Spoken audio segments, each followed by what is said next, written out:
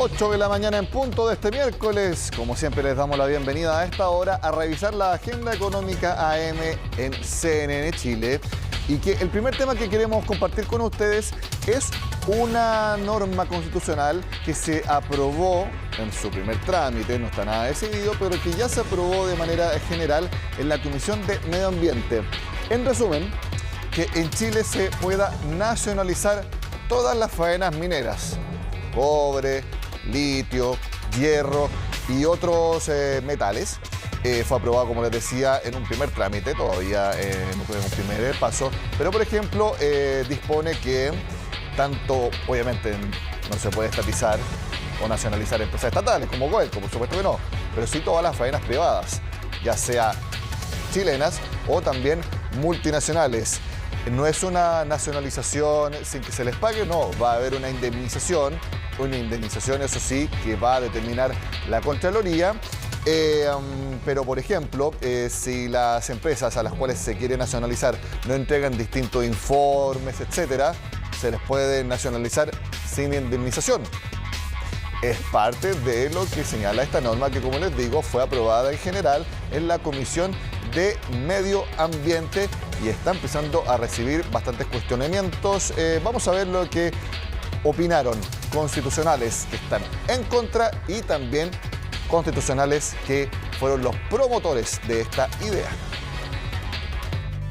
Nacionalizar, estatizar todas las empresas mineras. Los minerales en Chile ya son del Estado, no es necesario nacionalizarlos. Lo que se ha entregado es una concesión a empresas. Lo que hace esta norma es nacionalizar todas las empresas mineras y cualquier otra estratégica en el futuro desde el momento en que se inicia o que se aprueba la Constitución. Establece mecanismos para pagarles, determinando que será el Contralor quien debe fijar esto a un valor específico que es mucho menor que lo que efectivamente valen esas empresas. Y por eso decimos, ¿por qué es tan grave? Primero, porque jurídicamente es una norma confusa, equivocada.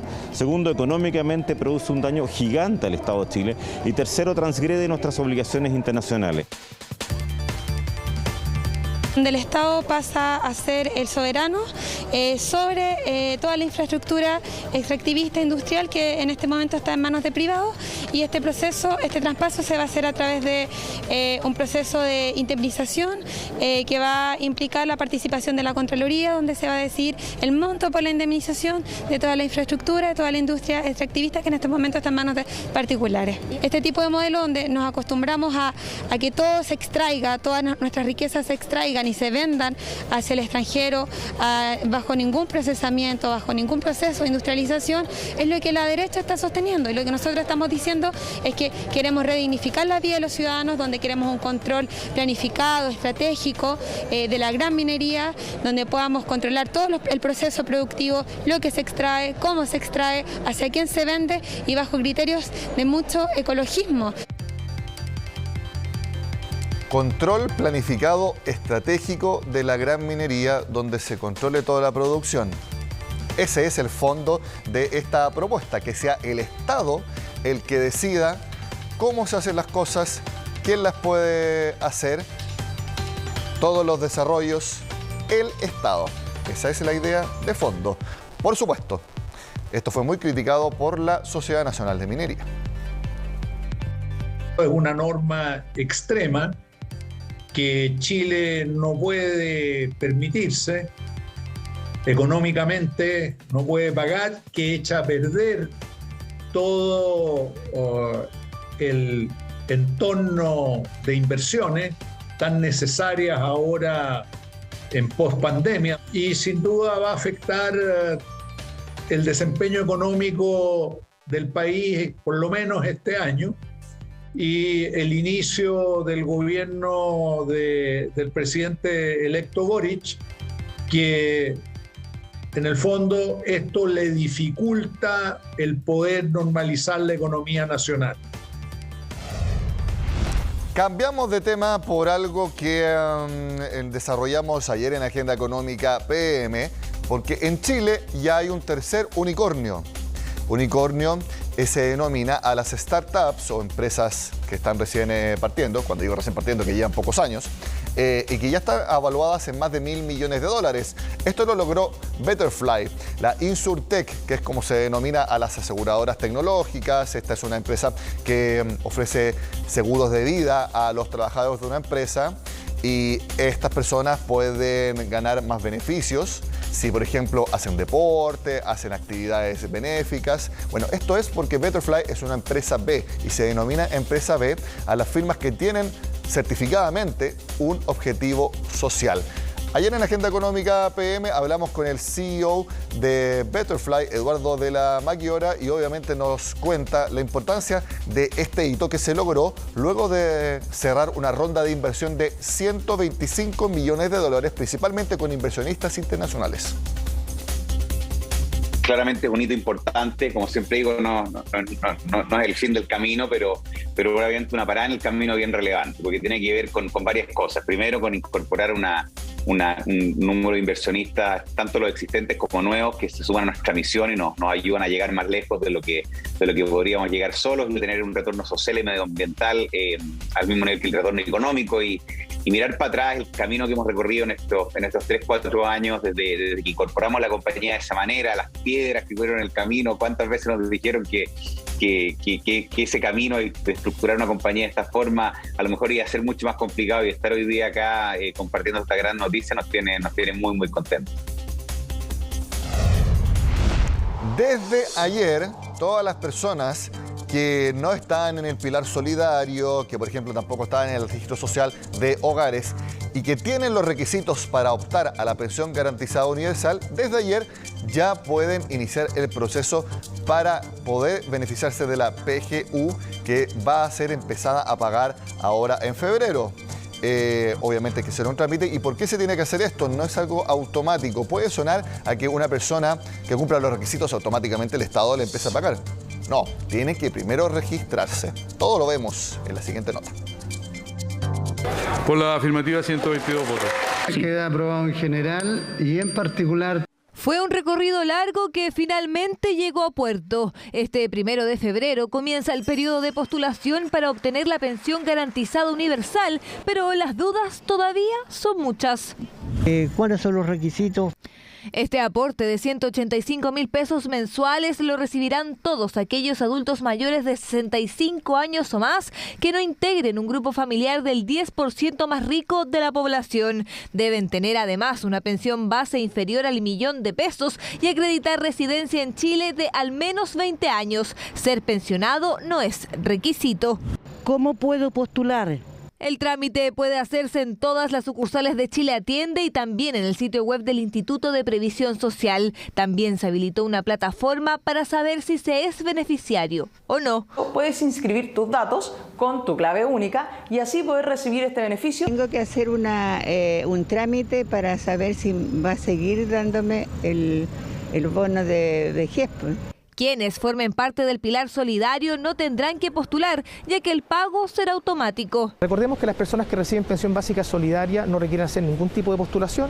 Eso va a ser en la primera, son los primeros tipos de beneficiados, es absolutamente automático. Los primeros 6 meses recibirán el aporte los beneficiarios con requisitos del pilar solidario y a partir de agosto, los nuevos beneficiarios sobre el 60% y hasta el 90% de menores ingresos. Los primeros pagos están programados para este 18 de febrero, pero en total la pensión garantizada universal beneficiaría a casi 2,5 millones de adultos mayores.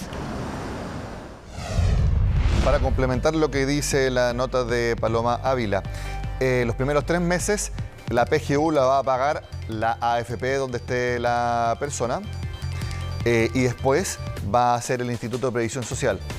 Desde agosto también van a recibir la PGU los no pensionados. Eso es muy importante de la pensión garantizada universal. La pueden recibir personas que ya se jubilaron o los que no se han jubilado y voluntariamente han postergado la pensión. Y además, hasta 630.000 pesos de pensión autofinanciada de las personas.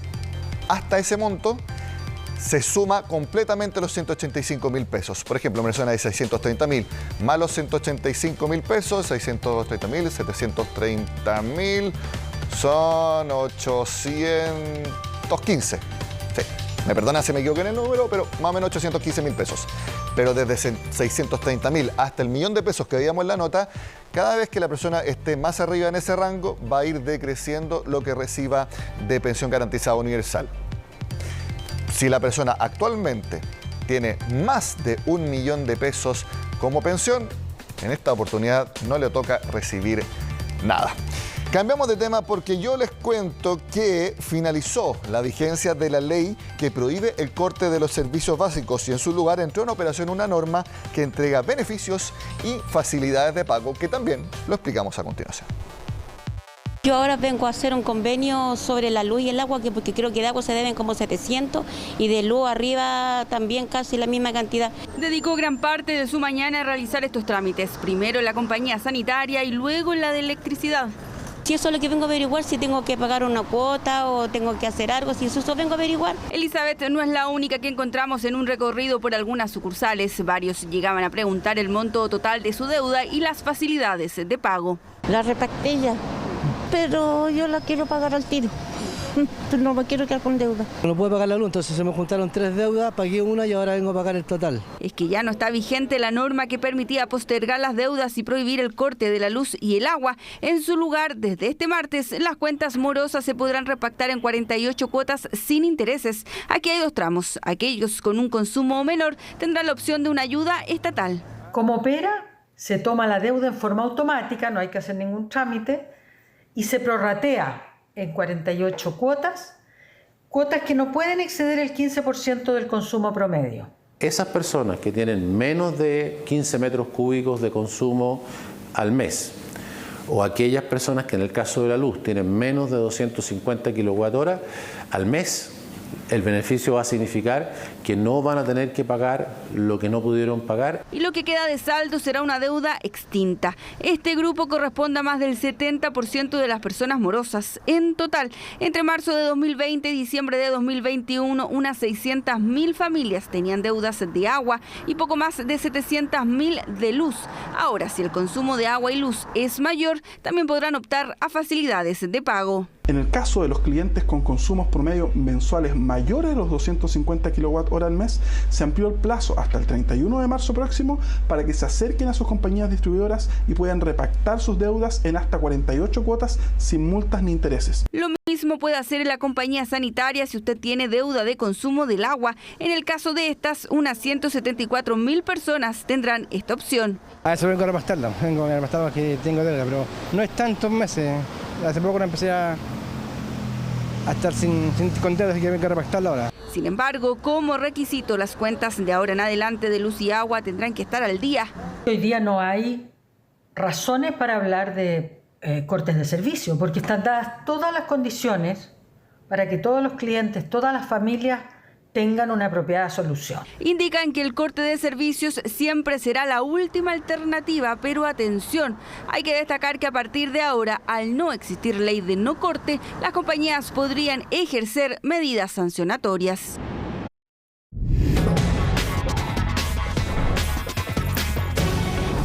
En Agenda Económica los quiero invitar a que viajemos por el tiempo, específicamente por todo 2021, para que veamos cómo estuvo la economía nacional el año pasado. Esto luego que el Banco Central informara el IMASEC de 10,1% en diciembre y que nos dio, como ya deben saber, un total del año de 12% de crecimiento, récord absoluto. Nunca antes Chile haya crecido tanto.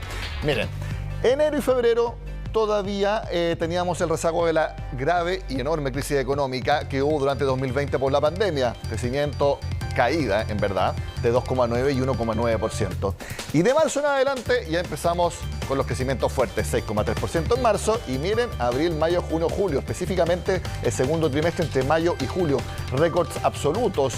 Fíjense, el 20,6% de junio. Nunca antes Chile había crecido tanto en un mes. Me parece muy difícil que volvamos a ver una cifra así. Bueno, a menos que haya una pandemia u otra cosa similar. Ojalá que no. Vamos a ver que en agosto también siguió 19% y miren, ya en septiembre, octubre y noviembre ya vemos una leve desaceleración todavía con dígitos muy altos. En promedio 15%. Y el dato que conocimos ayer a través del Banco Central, crecimiento de 10,1%.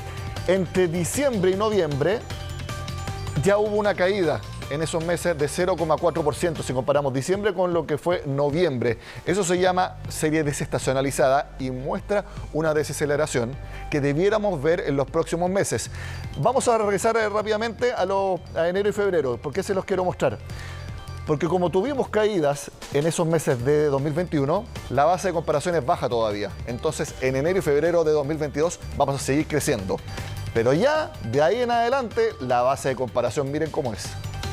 Y se los muestro porque en estos meses, y especialmente acá, mayo, julio, seguramente vamos a tener caída en la actividad porque la base de comparación es muy exigente. Vamos a analizar cómo fue 2021 y también cómo viene 2022 en la conversación ahora en Agenda Económica con el economista jefe del Banco Itaú, Andrés Pérez, que lo vemos en pantalla. Andrés, gracias por estar con nosotros. Buenos días. Buen día, Nicolás. Muchas gracias. No sé si pudiste escuchar lo que está comentando ahora respecto a que 2021 es un año que sí, lo vamos a guardar en el registro de los récords, pero que no hay que tenerlo como referencia y que sobre todo nos deja una exigencia para intentar crecer este año muy, muy alta. Sí, efectivamente, Nicolás, yo creo que hay que poner la cifra del año pasado en contexto. El año 2020 la economía chilena tuvo una contracción de 5,8% y ya el año pasado se superó con ampliamente el nivel de actividad que se había perdido durante el año 2020 y crecimos en 2 dígitos, 12%, pero por cierto deja, como bien dices, el nivel de actividad muy exigente para las bases de este año, ¿ya? Entonces, para poner esto de nuevo, para tratar de aterrizar esto, la economía chilena durante el año pasado fue una de las economías que experimentó las mayores tasas de expansión en todo el mundo, pero así también es importante decir que la economía tuvo amplios estímulos macro, ya sea por el lado fiscal como monetario, a lo cual también se suman importantes retiros de los ahorros previsionales y también un escenario externo que fue muy, muy favorable. Entonces hubo mucho viento a favor también de afuera, todo con lo cual no es garantía de que vaya a suceder este año. Sí, eso es importante mencionarlo porque este año el FMI dice que vamos a crecer 1,9%, el mercado está en torno a 2,2%, el gobierno yo creo que es muy optimista en pensar que el gobierno actual, muy optimista en pensar que vamos a llegar incluso a 4%, pero estos números que yo menciono es más Chile como realmente puede llegar a producir. No es lo que vimos el año pasado, porque el año pasado Chile fue una economía que a mí me gustó mucho, un análisis de un economista que dijo que fue una economía con esteroides, con anabólicos. Demasiado estímulo y no es algo que es realmente sustentable o como realmente es, porque fue una economía en base a mucho gasto, mucho consumo y poca inversión. Y al final es la economía con inversión la que uno puede decir que es más sustentable y que nos dice realmente cómo es la actividad de un país. Sí, o sea, yo creo que hay que pensar que la economía chilena en velocidad crucero, o sea, en una tasa que es sostenible en el tiempo, de una economía chilena hoy día se supone que debería estar creciendo en torno a entre 2 y 2,5% en promedio, en el tiempo, en la ausencia de shocks importantes, ya sea por ejemplo una crisis sanitaria o algún otro tipo de shock de productividad que pueda existir en Chile o en el mundo. Digamos que en ausencia de shocks relevantes, la economía chilena debería estar creciendo entre 2 y 2,5%. Entonces, de nuevo, el 2020 tuvimos una crisis sanitaria que ya venía después de una crisis social, y tuvimos una caída del PIB que fue de 5,8%. El año pasado recuperamos ampliamente ese nivel, crecimos al 12%.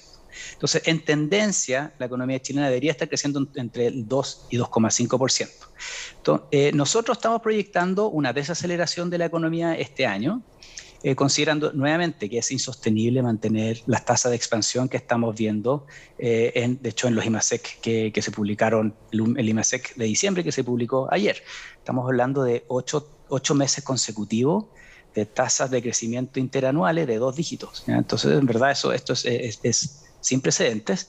Y quizás para hacer una analogía más aterrizada, esto estamos hablando de, pensemos en esto como si estuviéramos manejando en una carretera.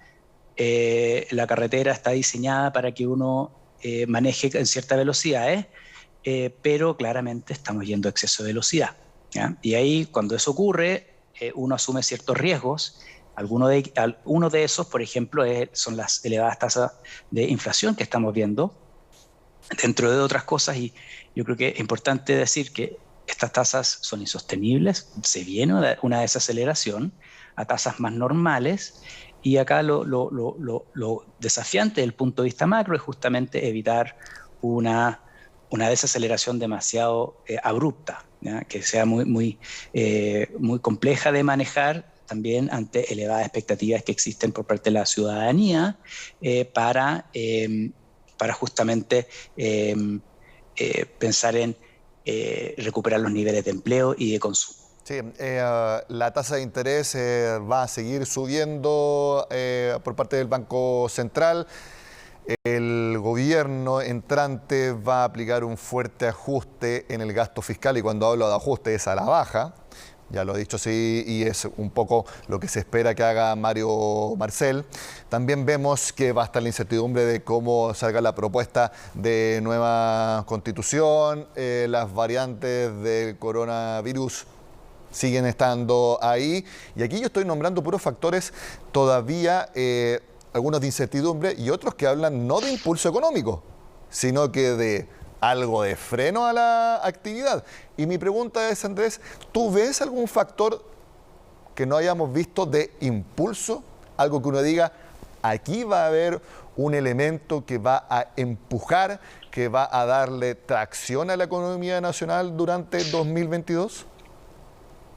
Sí, Nicolás, a ver, yo creo que como siempre las proyecciones tienen riesgos a la baja como al alza. Sí. Entonces, los que hemos conversado, sí, es cierto, son riesgos más bien a la baja, pero también yo creo que hay riesgos a que la actividad sorprenda al alza este año. Y yo creo que en ese sentido también apuntan las declaraciones de la autoridad actual con respecto a que la economía eventualmente tiene la capacidad de crecer en torno al 4%. Entonces pensemos que la economía chilena a fines del año pasado terminó con un nivel bien elevado de la actividad. Entonces, si la economía mantuviera el nivel de actividad de fines de diciembre, crecería en torno al 4%, un poco más incluso, este año. Ahora, si es que se logra disipar en cierto sentido los niveles de incertidumbre de política económica, por un lado, que es cierto, se han ido moderando en las últimas semanas, si eso se logra disipar, uno debería esperar mayores niveles de consumo, también en alguna medida inversión, también a pesar del escenario externo más complejo por la expansión de Omicron, la Fed subiendo tasas más rápidamente, igual vamos a tener un impulso externo favorable este año. Entonces yo creo que hay que pensar, el cobre va a seguir, debiese seguir por sobre $4. Entonces el escenario externo va a seguir siendo un impulso relevante para la economía chilena durante este año. Normalización de las cadenas logísticas internacionales, de comercio, de insumos, ¿ese puede ser entonces un buen driver para la economía?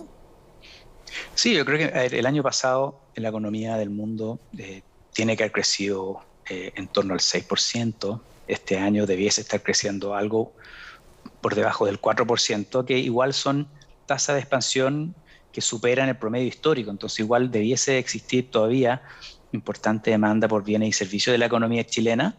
Y también los términos de intercambio se debiesen de mantener elevados de una perspectiva histórica. Entonces yo creo que esa parte, Chile se va a seguir beneficiando de su inserción y su integración con el resto del mundo. Eso también es relevante, es muy relevante. Andrés Pérez, economista jefe del Banco Itaú, gracias por estar esta mañana con nosotros, que tengas un buen día. Muchas gracias, Nicolás, éxito. Muchas gracias. 8:28 termina Agenda Económica AM. Yo me veo con ustedes en la edición p.m. de esta tarde. Ahora viene Conexión Global.